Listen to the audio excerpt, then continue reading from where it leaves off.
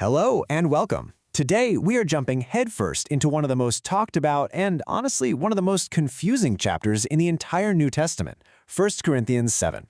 The Apostle Paul's advice in here on marriage, on being single, on relationships, it can feel like a real puzzle. So our goal today is to untangle it, and we're going to use the fantastic scholarship of Dr. Gary Meadors as our guide. It really all boils down to one huge question. Right? This is the question at the heart of it all. Married or single? Which one is better? On one hand, Paul seems to praise his own life as a single man, but then he also defends and upholds marriage. So what's the deal? Which state does he actually think is better? This tension is exactly what makes this chapter so fascinating, but also so easy to misunderstand.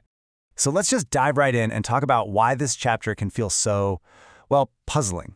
When you first read it, it really seems like Paul is elevating singleness to this higher spiritual plane, which, you have to remember, would have been totally countercultural to the Jewish norm of the day where marriage was pretty much expected. And this right here points to the most common way people misread this chapter.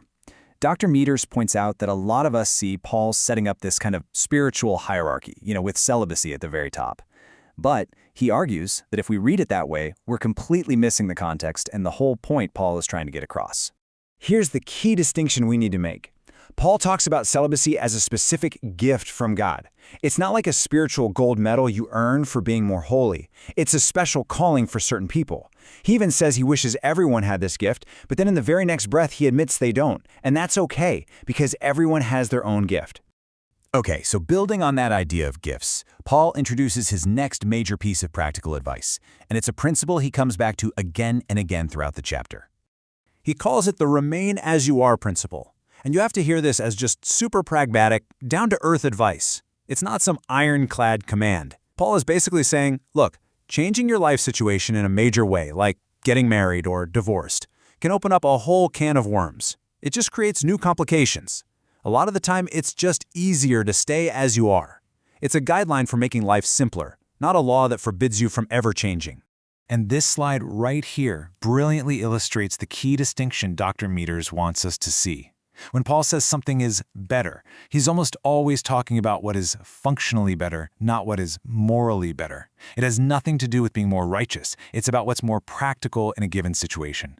Think of it like this. Telling someone to take an umbrella in a rainstorm isn't morally superior advice, it's just functionally smarter. That's how Paul is thinking here. But then, right after giving all of this practical, functional advice, Paul pivots. He shifts gears completely, moving away from his own counsel to what he sees as a non-negotiable command that comes from an even higher authority. He makes the distinction crystal clear with this phrase, not I, but the Lord. When Paul says this, it's like a big flashing sign. He's signaling that he's pulling from what scholars call the dominical tradition. In other words, the direct teachings of Jesus himself. And on this point, the teaching is clear. Marriage is meant to be permanent. That's the ideal. So when Paul separates the Lord's command from his own counsel, he's not saying his own advice is less important or less authoritative. He's just being really clear about the source. For the permanence of marriage, he can point to a direct teaching from Jesus. For these other, newer situations the Corinthians are facing, he's applying those same core principles as an apostle to give them guidance. So, how does all this theory actually play out in a real-world scenario? Well, Paul tackles a huge one that was popping up in Corinth. What do you do when a Christian is married to a non-Christian? I mean, just imagine the situation. You become a follower of Jesus, this huge, life-altering change. But your spouse hasn't. This creates what Paul calls a mixed marriage. And the question from the church in Corinth is urgent. Is this spiritual difference now grounds for a divorce? Paul's logic here is like a super clear, step-by-step flowchart.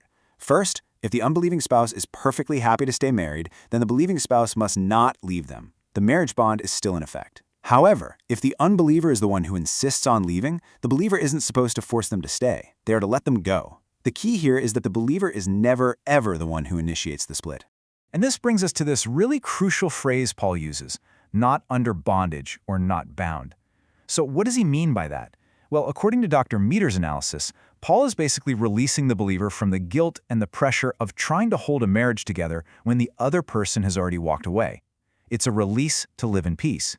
But, and this is a big but, he cautions that we shouldn't automatically read this as a permission slip to go out and get remarried. That's a whole other question that Paul isn't directly addressing here. Okay, so we've looked at the principles. We've seen how they get applied. But now we get to the master key.